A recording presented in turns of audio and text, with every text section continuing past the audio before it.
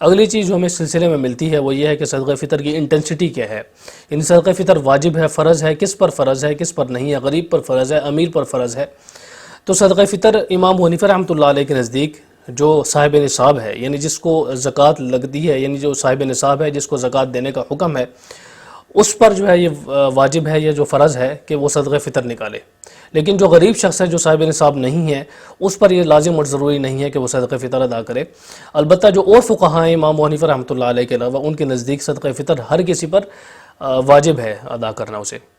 تو جمہور جو فقہاء ہیں انہوں نے مختلف قسم کی حدیثوں کو اپنی بنیاد بنایا ہے، اور مختلف قسم کی حدیثوں میں صدقہ فطر کی فرضیت کا ذکر ملتا ہے۔ جیسے کہ جو پہلے والی حدیث ہے جو ہم نے ذکر کی ہے سنن نبی داؤد کی، اس کے اندر بھی اس بات کا ذکر ہے کہ رسول اللہ صلی اللہ علیہ وسلم نے صدقہ فطر کو فرض کیا ہے۔ اسی طرح ہمیں صحیح بخاری میں روایت ملتی ہے حضرت ابن عمر رضی اللہ تعالی عنہ سے، وہ فرماتے ہیں کہ رسول اللہ صلی اللہ علیہ وسلم نے جو صدقہ فطر ہے وہ 1 صاع فرض کیا ہے۔ اب یہ پوری روایت ہم آگے چل کر بیان کریں گے، لیکن اس میں فرض ہونے کا ذکر ہے کہ رسول اللہ صلی اللہ علیہ وسلم نے فرض کیا ہے۔ تو اس سے معلوم ہوا کہ جو صدقہ فطر ہے وہ اور فقہاء کے نزدیک فرض ہے۔ لیکن جو امام ابو حنیفہ رحمۃ اللہ علیہ ہیں وہ یہ کہتے ہیں کہ جو اگر اسے غریب پر بھی فرض کیا جائے تو غریب تو خود بیچارہ مستحق ہوتا ہے، تو وہ اسے کیسے ادا کرے گا؟ تو غریب کو بھی کرنا چاہیے کیونکہ اختلاف سے بچ جائے اور حدیثوں پر بھی عمل ہو جائے۔ کیونکہ ایک تو وجہ یہ ہے کہ صدقہ فطر گندم سے بھی ادا کیا جا سکتا ہے، اور 100-150 روپے کے لگ بھگ اس کی جو رقم ہے وہ بنتی ہے، اور ایک غریب آدمی بھی 100-150 روپے آرام سے ادا کر سکتا ہے۔ تو اس وجہ سے اختلاف سے بچنے کے لیے اور حدیثوں پر پوری طرح عمل کرنے کے لیے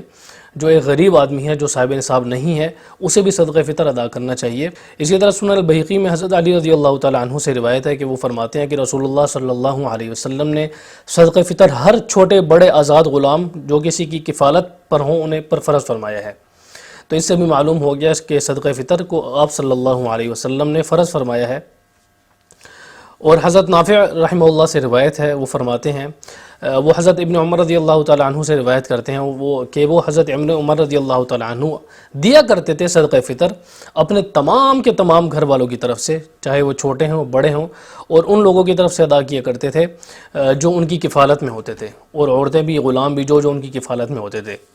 تو اس سے ایک چیز یہ معلوم ہو گئی کہ انسان اپنے گھر والوں کی طرف سے بھی ادا کر سکتا ہے۔ اپنی طرف سے تو انسان پر فرض ہوتا ہی ہے، لیکن اپنے گھر والوں کی طرف سے بھی اگر کوئی ادا کرنا چاہے تو ادا کر سکتا ہے۔ انسان ظاہر ہے اس کی کفالت اپنے اوپر خود ہوتی ہے، اور پوری طرح وہ اپنے خود کفیل ہوتا ہے، تو اس انسان کو خود اپنا جو صدقہ فطر ہے وہ ادا کرنا لازم ہے۔ اسی طرح انسان کی جو نابالغ اولاد ہے اس کا بھی جو صدقہ فطر ہے وہ انسان کے اوپر لازم ہے کہ وہ ادا کرے۔ اس کے علاوہ آج کے دور میں غلام اور باندیاں تو ہیں نہیں، ان کا بھی صدقہ فطر جو شخص ہوتا ہے اسی پر ہوتا ہے۔ اس کے علاوہ جو بیوی ہے، اگر کوئی شخص اپنی بیوی کی طرف سے ادا کرنا چاہے تو بیوی کی طرف سے ادا کر سکتا ہے، لیکن ضروری نہیں ہے اس پر کہ وہ بیوی کی طرف سے ادا کرے۔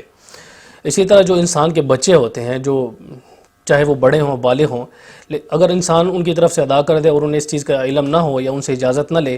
تو ان کی طرف سے ادا ہو جاتا ہے۔ البتہ جو انسان کے علاوہ انسان کے جو گھر والے ہیں، جو بیٹے ہیں، جو بالغ ہیں، ان کے علاوہ اگر جو دوسرے لوگ ہیں ان کی طرف سے ادا کرے ان سے بغیر پوچھے ہوئے، ان کی اجازت کے بغیر، تو ان کی طرف سے ادا نہیں ہوگا۔ صرف جو انسان کے گھر والے ہیں ان کی طرف سے ادا ہوگا، اگر وہ ان سے اجازت لیے بغیر یا ان سے پوچھے بغیر صدقہ فطر ان کی طرف سے ادا کرے۔